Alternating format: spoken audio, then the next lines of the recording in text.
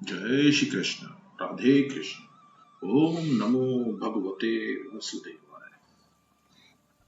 आत्मदेव ब्राह्मण और धुंधली की कथा। तुंग भद्रा नदी के किनारे एक ग्राम था।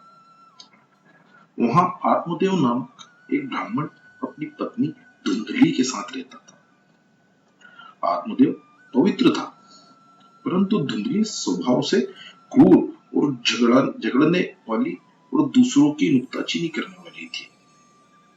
आत्मदेव निसंतान थे। संतान के अभाव से आत्मदेव दुखी थे।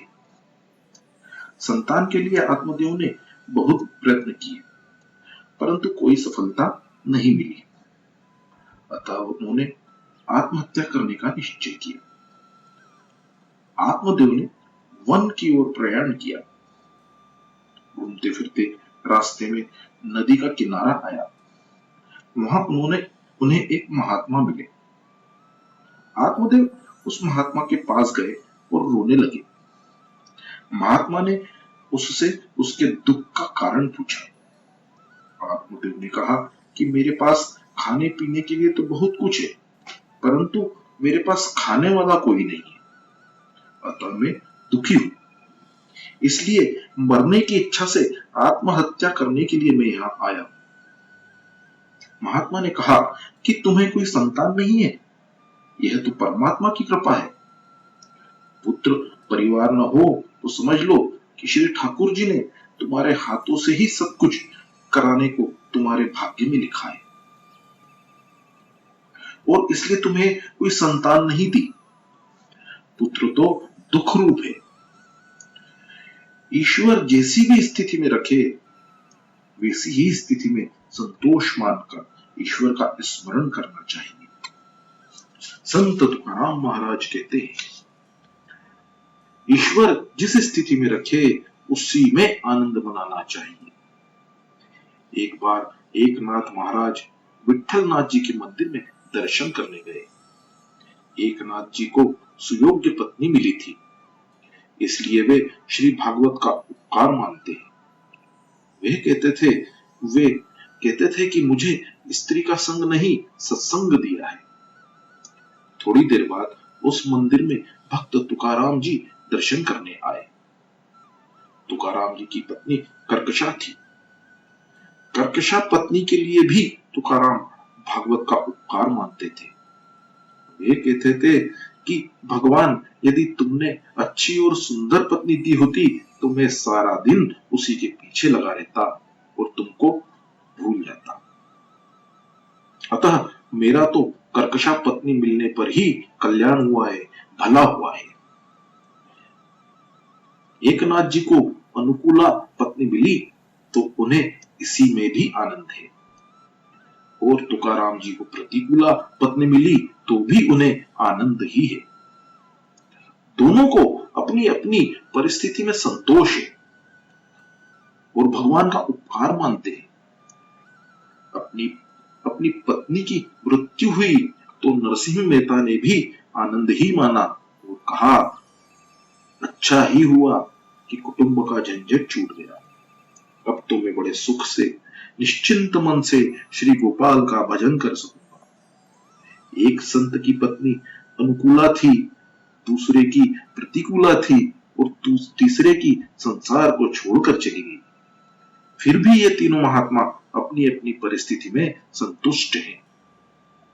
सच्चा वैष्णव वही है जो कि किसी भी परिस्थिति में परमात्मा की कृपा का ही अनुभव करता है और मन को शांत और संतुष्ट रखता है। मन को शांत रखना ही बड़ा पुण्य है। माता और पिता को अपने पुत्र के लिए बहुत चिंता रहती है, परंतु पुत्रेषणा के साथ साथ अनेक वासनाएं भी आ जाती है। पुत्रेषणा के पीछे वित्तेषणा और वित्तेषणा के पीछे लोकेषणा जाती है। आत्मदेव ने उस महात्मा से कहा कि मुझे पुत्र दो, क्योंकि पुत्र ही पिता को सद्गति देता है। वे महात्मा आत्मदेव को समझाते हैं कि श्रुति भगवती एक स्थान पर कहती है कि पुत्र से मुक्ति नहीं मिलती। वंश के रक्षण के लिए सत्कर्म करो। यदि पुत्र ही सद्गति दे सकता होता तो संसार में प्राय सभी के पुत्र होते हैं, अतः उन सभी को सद्गति मिलनी चाहिए।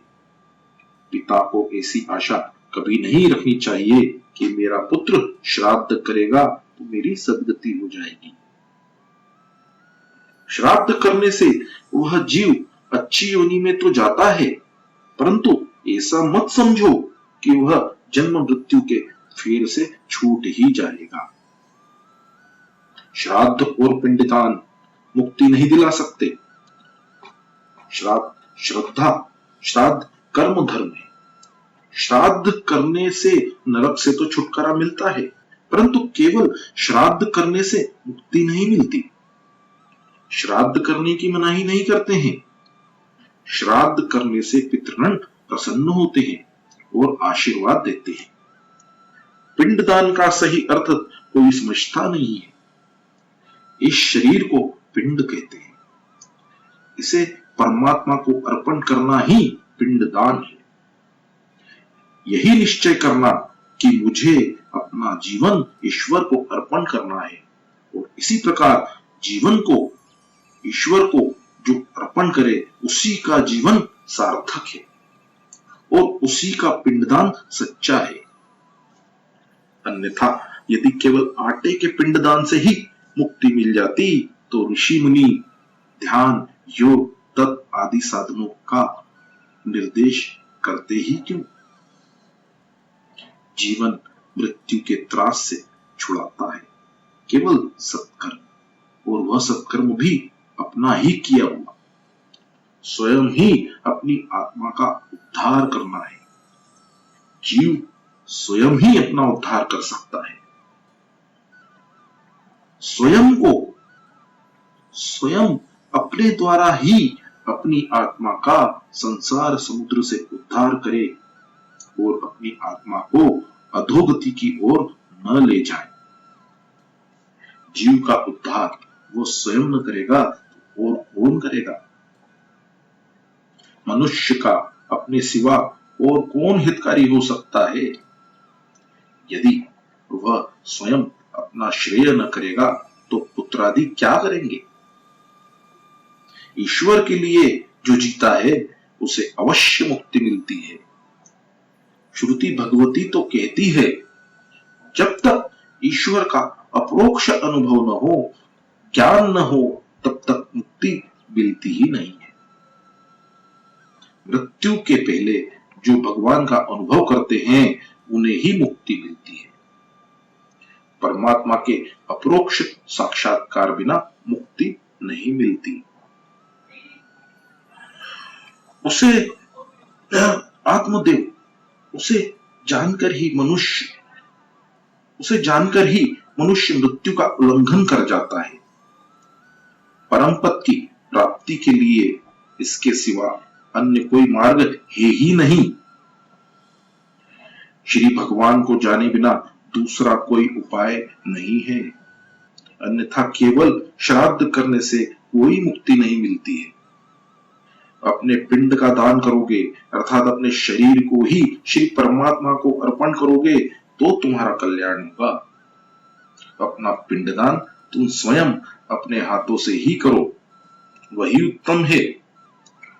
जो पिंड में है वही ब्रह्मांड में है। निश्चय करो कि इस शरीर रूपी पिंड को श्री परमात्मा को अर्पण करना है। तुम अपना पिंडदान स्वयं ही क्यों नहीं करते हो? घर में जो कुछ है वह सब काम में लगा दो और नारायण नारायण कहो। आत्मदेव को महात्मा की यह बात न जची। उसने कहा कि पुत्र सुख से आप सन्यासी लोग अपरिचित हैं, अतः आप ऐसा कहते हैं। माता पिता की गोद को बालक चाहे जिस तरह गंदी करे फिर भी वे प्रसन्न होते हैं। असुख में सुख का अनुभव करना ही संसारियों का नियम है।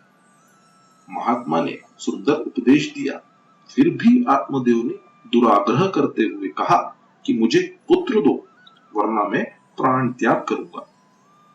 महात्मा को दया आवे। उन्होंने एक फल देकर कहा कि इस फल को तुम अपनी पत्नी को खिलाना, तुम्हारे यहां योग्य पुत्र होगा। आत्मदेव फल लेकर अपने घर लौटा, पत्नी को फल दिया। धुंधली फल खाने के बजाय अनेक तर्क कुतर्क करने लगी। वह सोचती है कि फल खाने पर मैं गर्भवती होंगी और परिणामतः दुखी होंगी, और बालक के लालन पालन करने में भी बड़ा दुख है। उसने अपनी छोटी बहन से यह बात कही तो उसने युक्ति बताई कि मुझे बालक होने ही वाला है, उसे मैं तुझे दे दूंगी, तू गर्भवती होने का नाटक कर। धुंधली को पुत्र की इच्छा तो है, किंतु बिना कोई दुख झेले।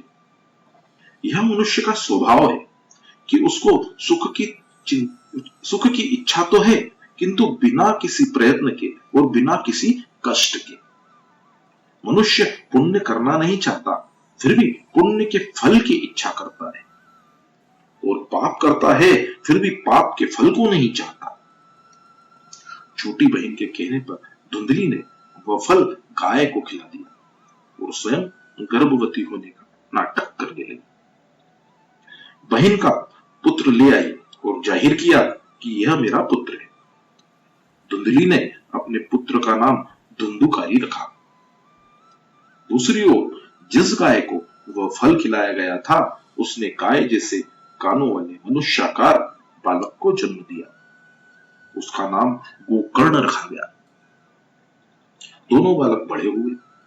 गोकर्ण पंडित और ज्ञानी हुआ और धुंधुकारी दुष्ट निकला।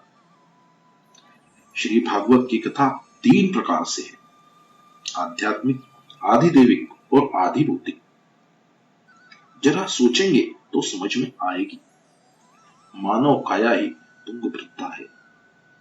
भद्रा का अर्थ है कल्याण करने वाली और तुंग का अर्थ है अधिक। अत्यधिक कल्याण करने वाली नदी ही तुंगभद्रा नदी और वही मनुष्य का शरीर है। मानव अपनी काया के द्वारा ही आत्मदेव हो सकता है। अपनी आत्मा को स्वयं देव बनाए, वही आत्मदेव है। आत्मदेव ही जीवात्मा है। हम सब आत्मदेव है। नर ही नारायण बनता है।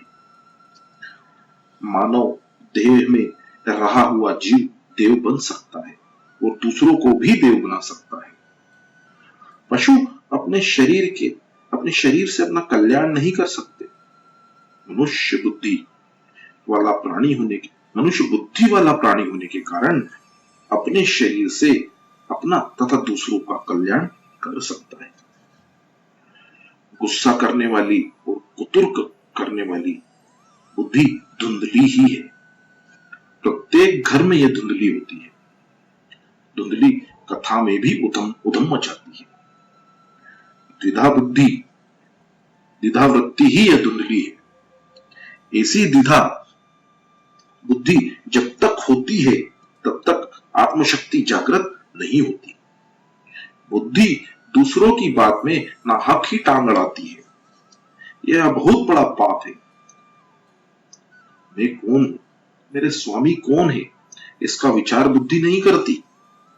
बुद्धि के साथ आत्मा का विवाह संबंध तो हुआ है, किंतु जब तक उसे कोई महात्मा न मिले, सत्संग न हो, तब तक विवेक नहीं आता है और विवेक रूपी पुत्र का जन्म नहीं होता।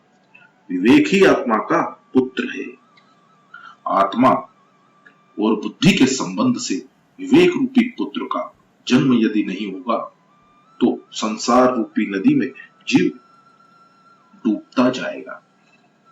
जिसके घर में विवेक रूपी पुत्र नहीं होता, वह संसार रूपी नदी में डूब जाता है। इसी से तो आत्मदेव गंगा किनारे पर डूब मरने के लिए जाता है। विवेक सत्संग से जागृत होता है और विवेक आत्मा को आमंत्रित करता है। स्वयं देव बनने की और दूसरों को देव बनाने की शक्ति आत्मा में है, किंतु इस आत्मशक्ति को जागृत करना है। हनुमान जी समर्थ थे, किंतु जाम्बवान ने उनको अपने स्वरूप का ज्ञान कराया, तभी उन्हें अपने स्वरूप का ज्ञान हुआ। आत्मशक्ति सत्संग से जागृत होती है। सत्संग के बिना जीवन में दिव्यता आती ही नहीं है। संत महात्मा द्वारा दिया गया विवेक रूपी फल बुद्धि को पसंद नहीं है। जय श्री कृष्ण, राधे कृष्ण। ओम नमो भगवते वासुदेवाय।